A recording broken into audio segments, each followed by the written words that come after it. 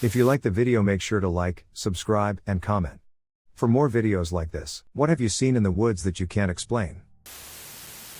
A really old, strangely suburban looking house on a small hill right in the middle of the forest. Me and my friends went inside and the place looked like it had just been suddenly abandoned. There was furniture still in place, cutlery and plates in the cupboards, and in the chest of drawers upstairs there were old clothes still apparently clean. One closet we looked in contained old comics and newspapers from the 60s and 70s, this was about 1993. Round the back of the house was an old, 1960s style truck just rusting away. Who had lived there and why did they leave so suddenly? Who knows? I was hiking through the remnants of a remote, long abandoned town in the surrounding area. To get to as far into the woods as I was, you had to cross fallen trees over a creek 3 times. I had just crossed the 3rd bridge and was about 5 miles in and something blue caught my eye just ahead of me. There was a man, in his 60s at least, wearing blue satin pajamas, sitting in a tree. The closer I got to him the louder he laughed. It wasn't a maniacal laugh, but it set off all the alarms in my head nevertheless. He also wasn't wearing any shoes and looked well groomed/cleaned. I gave him a friendly nod as I passed and he just kept laughing. Then it stopped. I turned and he was gone. There was no branch cracking, plants rustling, nothing. He was just gone. Still rubs me the wrong way. The area I was in was a pretty rough hike, very secluded. Not very many people venture as deep as I was that day. No idea what was going on there. In Wales. More like a story of what I didn't see, but still. I was 13 years old and lived in a tiny little village, and one day my dog escaped the back garden and went on an adventure by himself. Concerned about him getting into a field with livestock, I went looking for him around the village and remembered there was a patch of woodland up the hill that I'd never been to before. I could imagine the dog would love it there, so I went to check it out. I reached the woods and began to call out the dog's name, hoping he'd come bounding out of the woods. But no sign, so I went further in. I came to a pretty large clearing and suddenly I felt a little creeped out. I suddenly didn't want to call out for the dog anymore and thought I should be getting home. I left the clearing and began to hurry back the way I came. Only this time I could hear something. There were very clear sounds of footsteps in the dry leaves following behind me. And I mean right behind me. As though someone was walking close enough for me to touch them. Only there was nothing there. I kept stopping to look around, and the footsteps would quickly stop as well. My skin was crawling, but I had a strong sense that I shouldn't run, so forced myself to keep walking calmly, but I was completely terrified. I managed to walk about 10 steps with the mysterious sound keeping pace, until my nerve went and broke into a mad run. The worst part is that the moment I ran I heard a weird high-pitched little giggle coming from behind me. I got the hell out of there and never went back. The dumb dog was waiting for me, having made his way home. I'm glad he didn't go into the woods. Might have been dognapped by the pixies. I live next to the woods, like you can literally see it out of my window.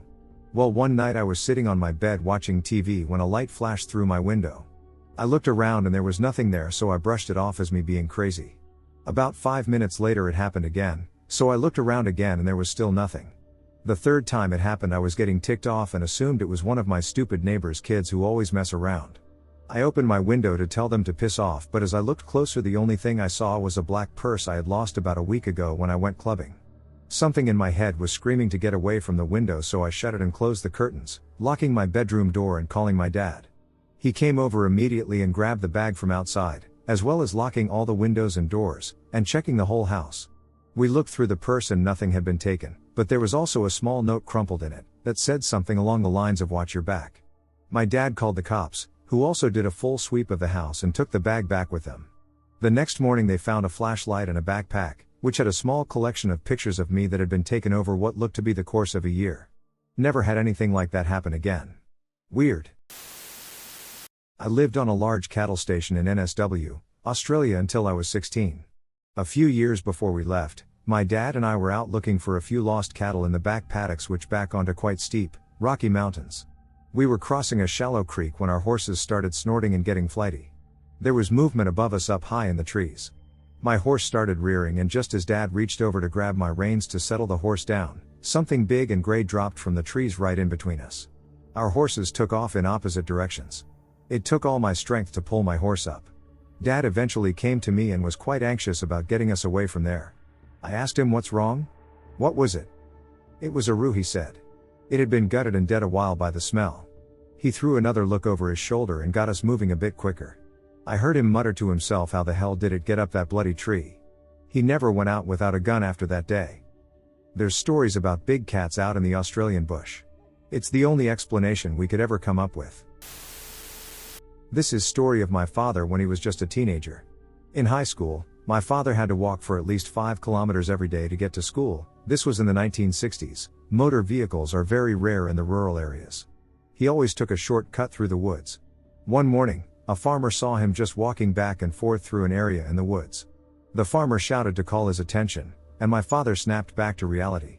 My father claimed that rows of very tall trees have been blocking his path and he could not find a way out of the woods. That was not the first time it happened to someone in that area. It was believed that playful spirits trick people by giving them illusions. Some accounts even say that some people got lost in the woods for days, only to be found asleep or dead on the ground. I passed through that area several times. It's mostly rice paddies now, but I never experienced something similar. One weekend the wife and I were stuck inside because of storms. So we watched this show with this dude who supposedly is a survivalist who wasn't a Bigfoot researcher but was intrigued because of his encounters he believed were Bigfoot.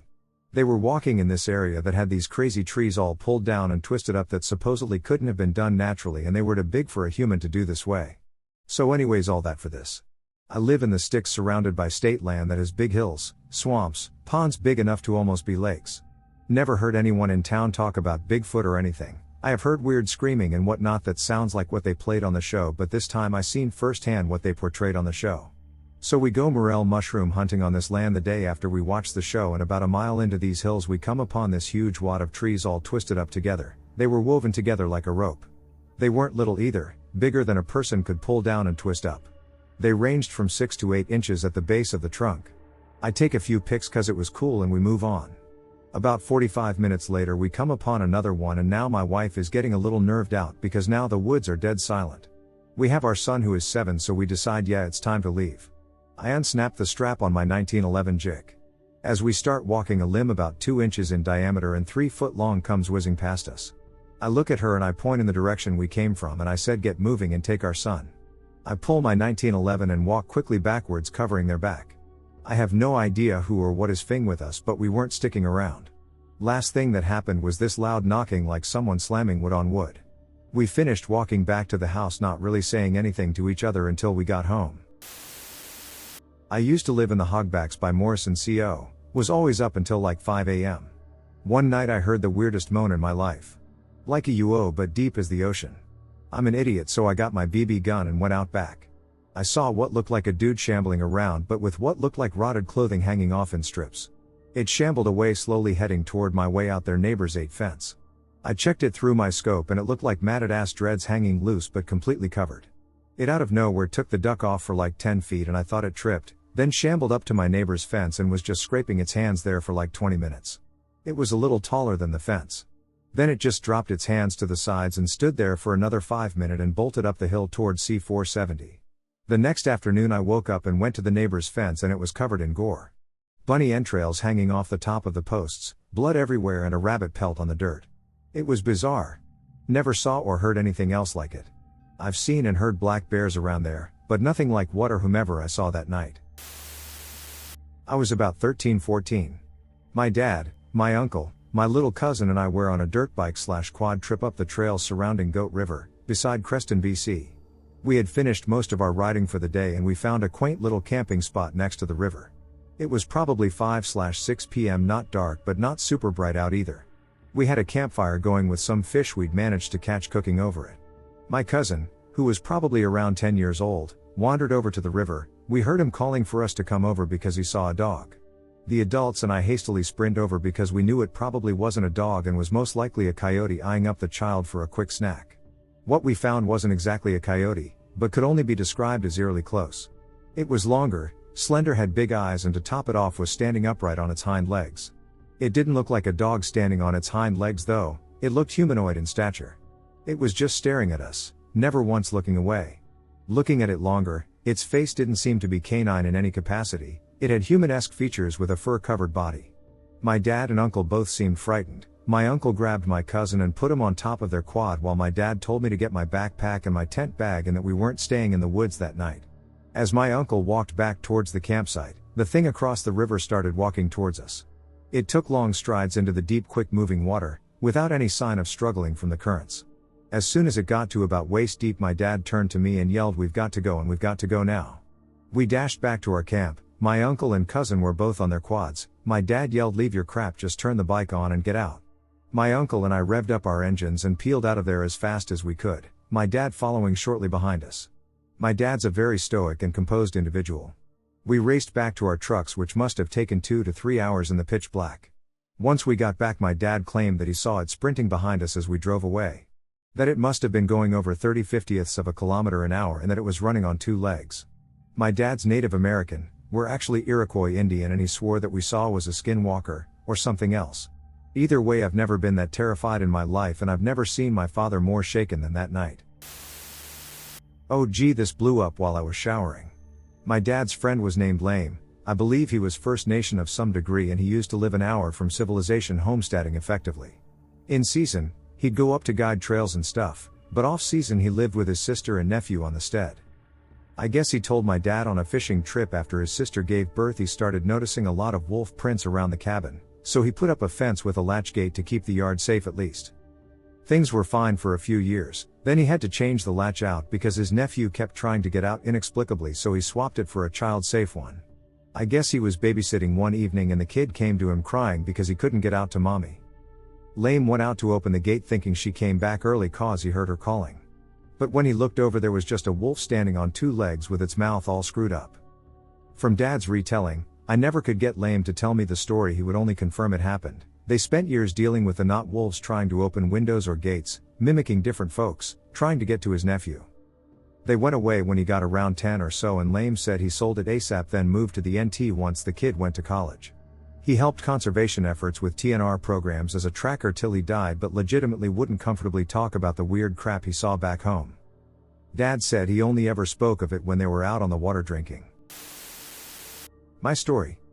It was late Sept 2018 and my GF and I were riding around the Regalsville, PA/Milford, New Jersey area, 2 small, quaint towns divided by the Delaware River.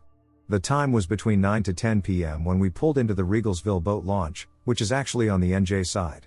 I parked my car on the far side of the lot backing up to the abandoned railroad trestle, and we got out. We start talking while still in the area of the car. I crack open my first, and only, beer of the night. Soon after we arrive and proceed to relax, I see movement coming from the area of the Delaware River, from a wooded area. I saw a being, very tall, dark, and what appeared to be long hairy arms walk across the other end of the dimly lit parking lot. When it crossed in front of the Porta-John portable toilet, it was taller than the toilet unit. At first I thought, that's weird, there must be homeless people living here. Then I wrote the long hairy arms off as this homeless person wearing a large, puffy winter jacket, which again I thought was pretty odd as it was a mild late September night when I was wearing shorts and a lightweight zip-up jacket. Just in case, I go into the trunk of my car and pull out my tire iron. I drag it across the ground to make noise in the hopes of scaring off/avoiding confrontation with the homeless person/people here. However, I felt very small and powerless wielding the tire iron. Moments later, from about 50 feet to the right of us, down a steep embankment running into the river, we hear 2 to 3 loud, distinct, what I have now learned to be tree knocks. We both freeze and my GF suggests maybe it's time to leave as the feeling in the air is heavy. I say no, that we will not be scared away.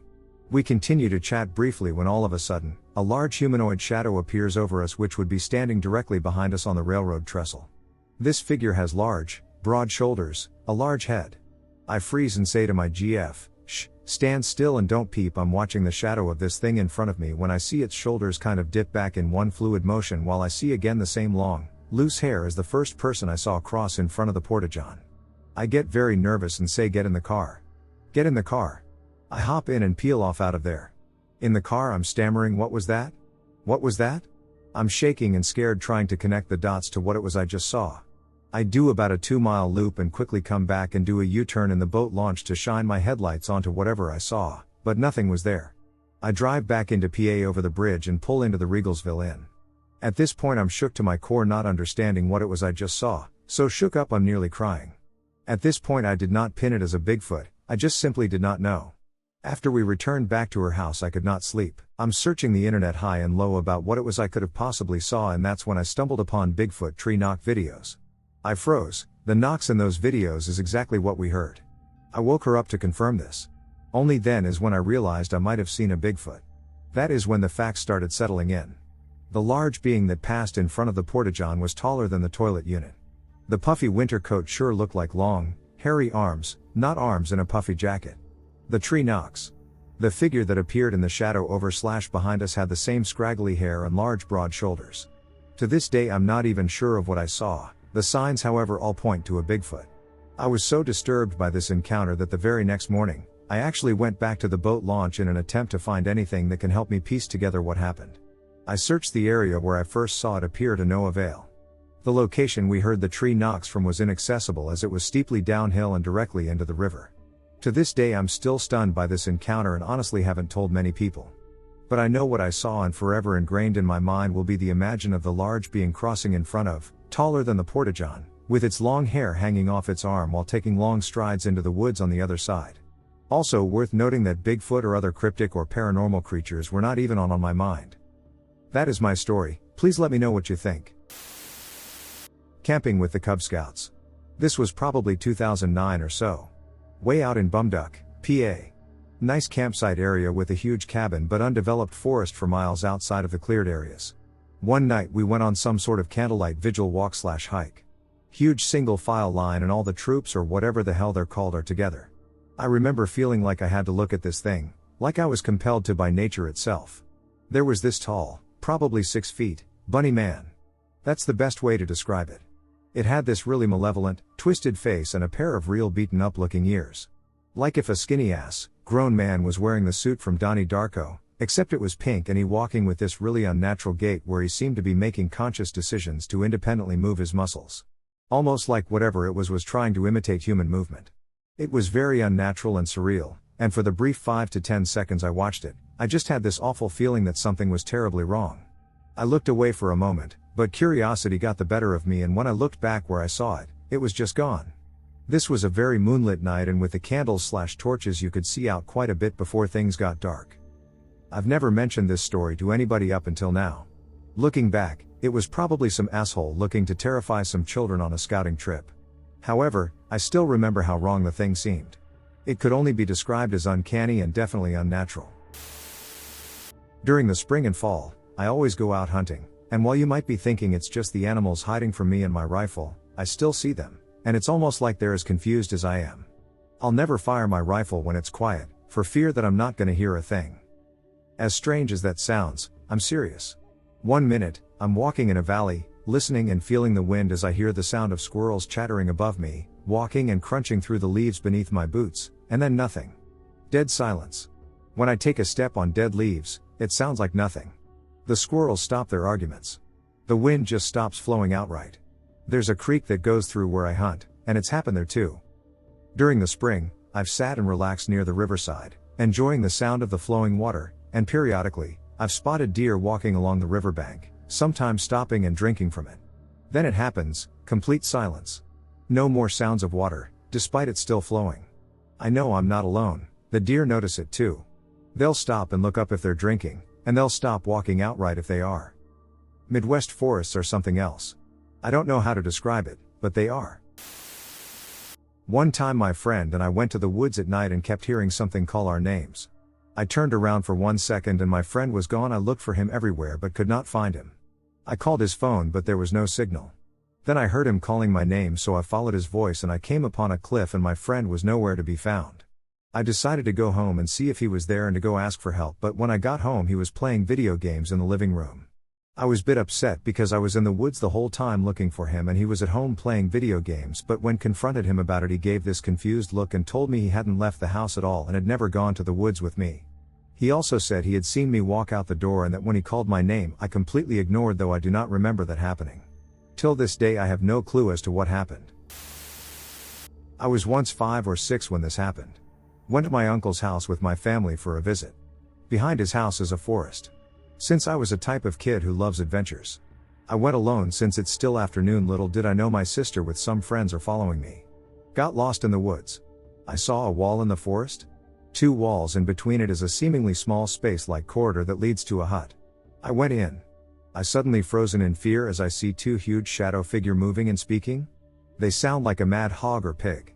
Their shadows are not in stable shape. Then Therese appear, a woman in veil.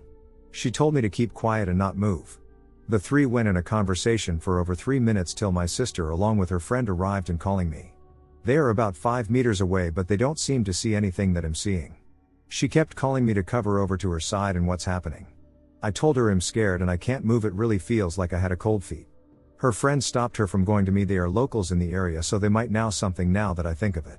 The woman in veil told me to don't be afraid. Slowly walk back while looking at the shadow. I still can't believe that in my stubborn attitude I would follow her instructions, that I felt like my life was in the life. It's probably an instinct. I eventually back off enough distance for my sister to grab me. Her friends told us to get away from that area soon because it might follow us, so we went our way back to the house. While walking I told my sister what happened. I was surprised she knew nothing and I kept saying I saw a wall, but she insisted that she sees no walls before coming to me. Up to this day I still wonder what happened to me. About 20 years ago my wife and our 2 children, twins, they were about 1 year old at the time, moved into a house that sat right on the edge of about 40 acres of heavily wooded land in Kentucky. We had a dog. He was a good dog and a great security system. We named him Zeus. This dog was a tank. He was a stray. A mutt of some kind, and I don't know what breeds he was made up of, but he was huge. My neighbor told me once that he saw Zeus get hit by a car on the nearby highway and Zeus just walked away like nothing happened. Not a scratch on him. Anyway, Zeus stayed outside most of the time and, while he wasn't much of a barker, on some nights he would occasionally bark at the local nocturnal wildlife in the nearby woods. One night however Zeus started barking incessantly, probably around 11 p.m. I tried to ignore it for a while, hoping he would stop, but he just would not stop barking. He had a very loud bark and I was afraid he would wake the kids, so I grabbed a flashlight and went outside to see what was going on. I found him out back at the edge of our small vegetable garden, barking at the woods. I could tell he was on edge and he barely acknowledged my presence when I stood beside him. He just kept barking. I pointed the beam of my flashlight at the tree line, expecting to see the eyes of a raccoon or a possum or maybe a rabid coyote. Healthy coyotes usually stayed well away from the area, but there was nothing. Just trees and darkness. I gave old Zeus a good pat and a scratch and this seemed to soothe him for a moment, but as soon as I stopped petting him he immediately started barking at the trees again. I realized the only way to calm him down would be to take him into the woods so he could examine whatever it was that was freaking him out. I walked to the head of a nearby trail that cut into the woods and Zeus followed. He seemed happy to be going. He and I had walked that trail many times and he usually stayed right by my side. But on that night, we had only made it 100 meters or so into the woods when Zeus bolted into the trees to the left side of the trail. I called for him, but he ignored me. I could hear him making his way quickly through the thick underbrush, moving away from me. I called for him until he had moved so far away that I couldn't hear him anymore. Crap, I thought. I'm going to have to go in after him. Bushwhacking in the middle of the night sounded like an awful idea, so I continued down the trail looking for a break in the underbrush where I could pick my way through in the dog's direction. A couple of minutes later I stopped walking when I heard something crashing through the woods, coming toward me. The sound seemed to be coming from the general area where I thought Zeus would have been, and it sounded like him, so I assumed he had finished his investigation and was coming back to me. The source of the sound grew closer and closer until it was near enough for me to predict where Zeus would reach the trail, which was a spot about 5 meters ahead of me. I focused my light there, but something else came out of the woods instead. It came out right where I thought it would and my flashlight afforded me a good look at it, but it's difficult for me to explain what it looked like. It was just a thing. If I had to describe its color, I suppose I would say it was gray, but that's not exactly right. I'd estimate it was a little less than a meter in length, but I could see no head, no legs, no tail, no appendages of any kind. Just a kind of amorphous, grayish, seemingly opaque thing. The thing moved across the trail in front of me from left to right, but it never touched the ground. It was just kind of gliding through the air at about waist height. Whatever it was disappeared into the woods on the right side of the trail, and a moment later Zeus burst onto the path from my left and he followed it. I realized then that the crashing sound I had been hearing seconds before had been the dog and that the gray thing hadn't been making any sound at all as it moved. Zeus seemed to lose track of the thing soon after he crossed the path and he came back to me. Afterward, he and I went back home and we never spoke of the incident again. A buddy of mine and I had a gold claim deep in the mountains in California. One day we were hiking up the river with our dogs to check out the river and see if anything changed over winter as it sometimes does.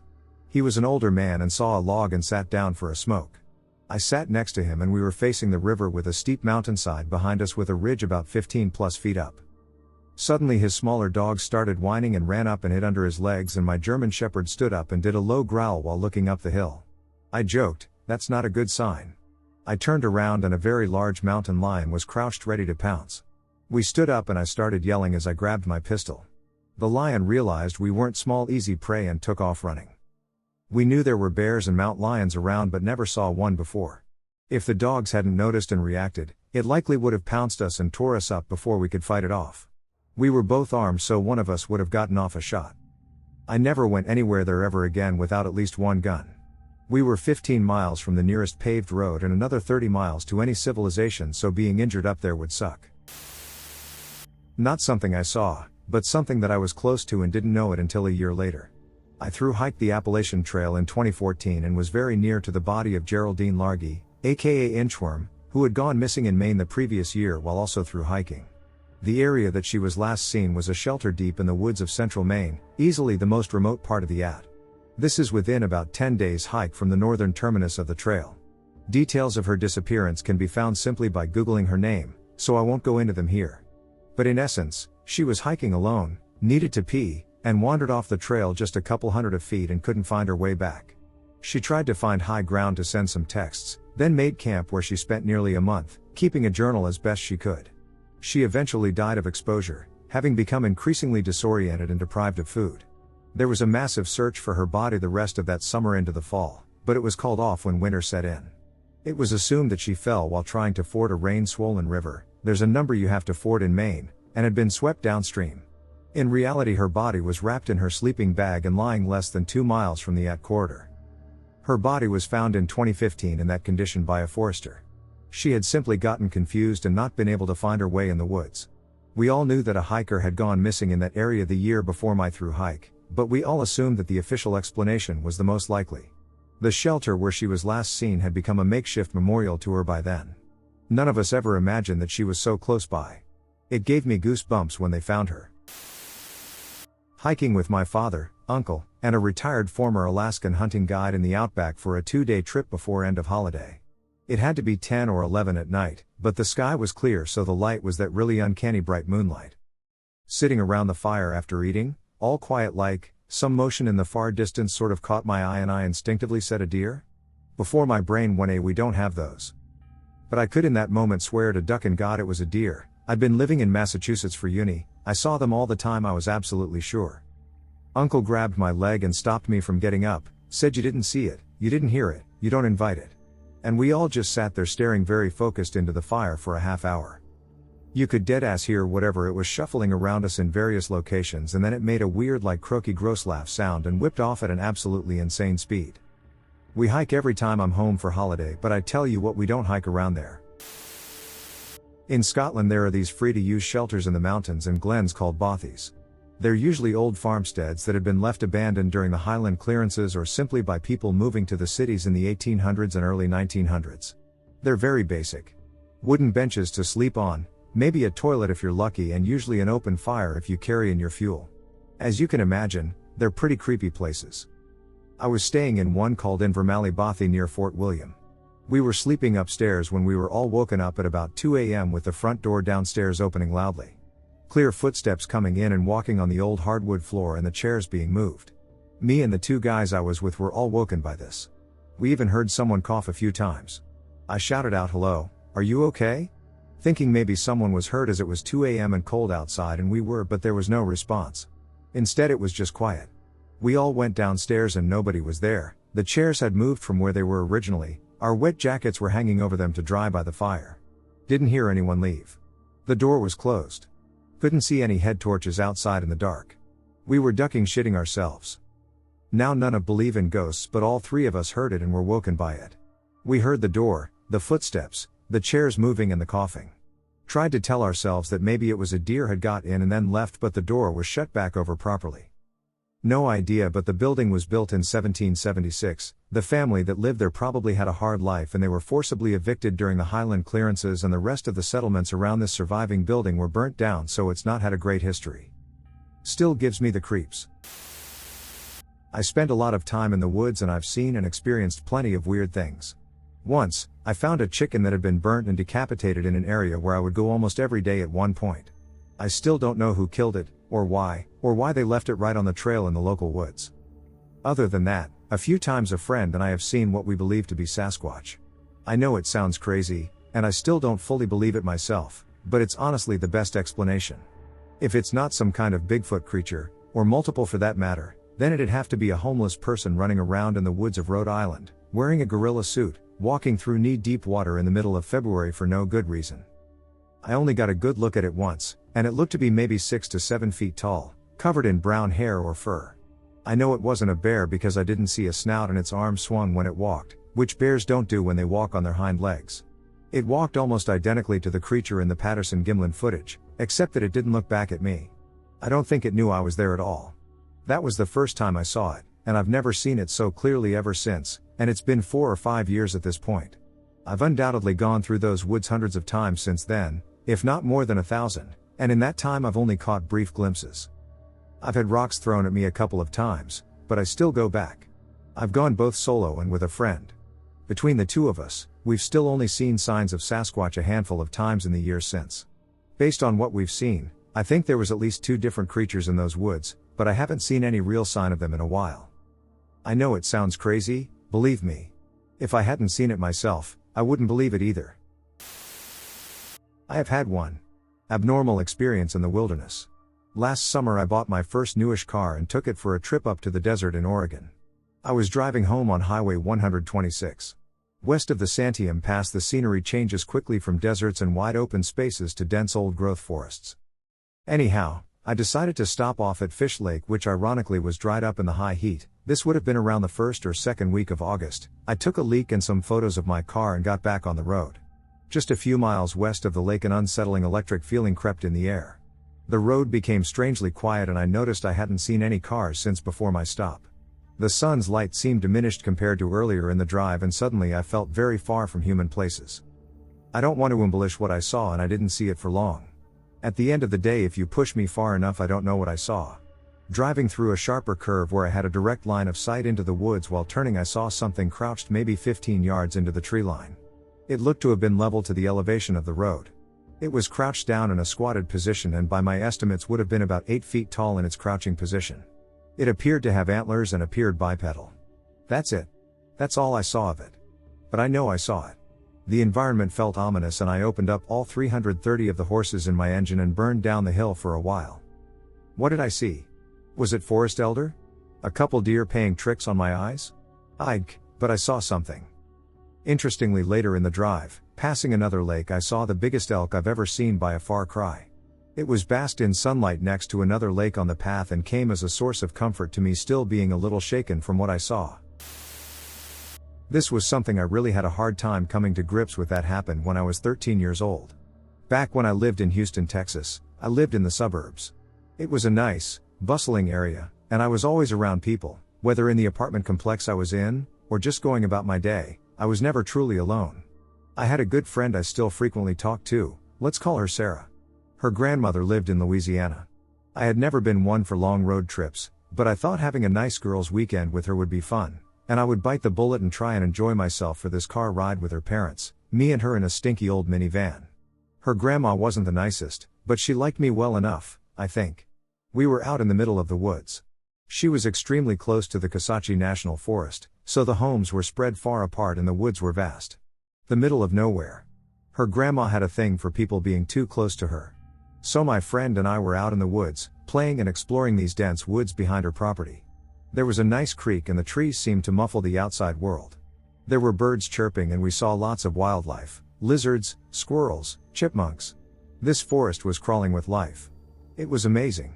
We must have been out there for at least 2 hours, 'cause as the sun started setting, we started to get antsy to return back. Now her grandma had a huge property, she enjoyed her space, and you must understand, there was no houses or neighbors beside her. She basically spent a fortune on her space. So anyways, we start back and follow the winding creek back up to her house since it was vertical to her place. There's a noise behind us, it sounded like a dog or wolf. I stopped and my friend did too and we listened. The noise continued. There's nothing more terrifying than absolute silence and actually hearing something behind you, following you. We were a ways away, but we both were frozen in fear. I was expecting it was a coyote or some wild dog, but as the footsteps from the dark drew closer, I I heard a ragged breath, that sounded less dog, and more almost human. It started off quiet, but it grew louder and almost ravenous as it got closer. I slowly turned around as my vision adjusted to the dark. Now it sounded like something was dragging its legs through the leaves. Then it stopped. There was more silence. Nothing. No sounds, no panting, nothing. We were both petrified. We were scared now to move an inch. Because whatever it was that was with us was so close, it would surely outrun and overtake us. Then we both heard the most bizarre sound in our lives. It was a deep, long moan, but it took us both by surprise. I managed to take a quick look at whatever it was. The sound was coming from a tree a couple feet from my friend, and I saw it. One hand was gripping the tree, and through the dusk, I could see paper pale skin in the eyes. I'll never forget those eyes. They were wide and the mouth was gaping like a dead fish. I didn't have time to analyze if it was a woman or man, demon, whatever it was, I just wanted to get out of the woods. The sound stopped as I locked eyes. I felt my heart stop. My friend managed to tear herself out of her trance we were both in and grabbed my arm, and we booked it. We both started screaming and yelling, to hopefully scare whatever was after us, off. Neither of us heard any noises behind us since we were so pumped on adrenaline, running and screaming, running and screaming. We didn't stop till we slammed the back door and locked it. Not 10 minutes after we got back, I demanded to go back home, and my friend was just as shaken up since both of us refused to stay in that house. So we got a hotel at a nice nearby place, and I left the next day. I tried to be in a good mood the rest of the time I was there, and honestly, it was a great trip, other than that walk in the woods. Her grandmother actually died 2 days after we left. Being alone on a crazy big property like she was on, I was surprised a neighbor a couple miles from her came to check on her. We were not sure how she died, but my friend and I have our suspicions and still do. In Nepal, few years back, there was a huge earthquake and thousands of people and their homes were destroyed. Even our home was in a serious condition and needed a renovation. For the time being, we and our neighbors planned on living in our local neighborhood school for a few days.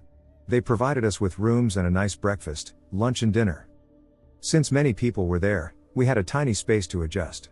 I was 8, I had to take a dump in the middle of night. I woke my dad up, the restroom was outside, me and my dad turned on the flashlight. Remember, there is a huge jungle behind the school toilet. At first we saw around 5 to 7 cats sitting and meowing in their deep voice on the wall that divides the school and the huge jungle. I took my dump and came outside. Me and my dad were shocked. We saw a man wearing fully white clothes coming towards us from the jungle. It was terrific. I screamed and woke like 20 people up. Even my dad was pretty shocked since he had never seen it before. We stayed for a few more days and I never even looking at the side of the school where the toilet was. BTW, the cats were not there when we came out of the toilet. Even till today, whenever I walk past that school, basically every day, I recall the same thing and I'm scared to walk alone at night in that street. I spent a lot of time at my mother's father's house in the woods of Michigan. My brother and I got lost a lot, but if we could find the train tracks we could always get back. One time when I was about 8 and my brother was like 11/12, he didn't want me bothering him and ran away leaving me alone in the woods. I was crying and wandering around when I came to a house with 2 horses in a pasture. I went and knocked on the door for help. This lady who looked like a ducking older librarian answered and looked really shocked. I whined about my brother leaving me, and she told me to stay at the door while she went back in for something and then came out to walk me home. I was telling her about the train tracks and she said she knew where they were. We get to the tracks and I'm cheering and pointing in the direction of my grandpa's house, and I turned back and she was just gone. Not a trace of her. I went ahead and crossed the tracks and followed the path to the house. My brother was already back and they were literally all outside about to go looking for me. Grandma had made dinner and we all went in to eat. I told Grandma that I wanted to bake cookies for the lady that helped me. She thought that it was one of the neighbors until I said she had 2 pretty horses. Apparently none of the neighbors had horses, and when I said her house was on the opposite side of the tracks, she said that that was all thick woods and there were only houses on this side of the tracks. I was adamant about where I saw the lady and her house. So the next day Grandma packed a bunch of sandwiches up for a picnic in the woods, and to see where I saw the lady and her house. It was a long walk, but we made it to the pasture except there was no house and no horses. The only thing in the pasture was my hat that I lost while wandering around before finding the lady's house. We still had our picnic. Not sure if it was a ghost or fae. Stopped at a coworker's house one night after a late shift, around 2:30 a.m., to drop off something she had forgotten. I didn't know exactly where I was but was familiar with the town and knew the highway I take home was very close, so I turned on my GPS just to get me back to the highway. Sometime after 3 a.m. the GPS bugged out and started leading me in circles before finally spitting me out on some back road in a wooded area. Which I drove on for a bit until I saw a man just walking in circles next to the road. I am a young woman with small stature and have seen enough movies to urge me to just keep driving, but kept watching him in my rear view. When I looked back to the road I had to slam on the brakes because in front of me was an albino deer, just standing there. It looked up then walked away and I kept driving. I saw lights behind me but by this point I was looking out for more deer or weird things and ignored them as they kept getting brighter and I thought this guy is getting really close so I looked up and there was nothing behind me. No cars in sight. This happened 2 more times. I still didn't know where I was and was about to call my boyfriend when I made a turn and came out right in the town where I live. When I got home my boyfriend told me he heard the sound of our front door opening and somebody coming inside twice while I was gone, but he checked the house and didn't find anybody. It was a weird night and I don't think either of us slept very well. I've been to this girl's house twice after this incident and both times my GPS has taken me right to the highway like normal. I was camping with my father in the middle of nowhere. Absolute nowhere. No one should have been able to find us. It was a full moon. I was walking to find sticks for the fire. The sun went completely down. I was pretty far from camp. I heard howling. When I was on my way back to camp, I saw this hairy thing with deep blue eyes, white fur, ears, tail. I swear to God it was a werewolf. It was walking on its hind legs. It was as tall as me, 5'9", so around 5 feet 8 inches. No way a normal wolf can be that tall. It was growling. I snuck back to camp without getting caught, told my father what happened, who grabbed the gun and went around camp and nothing was there. I know what I saw that night. I was fully awake so there's no way my mind was playing tricks on me.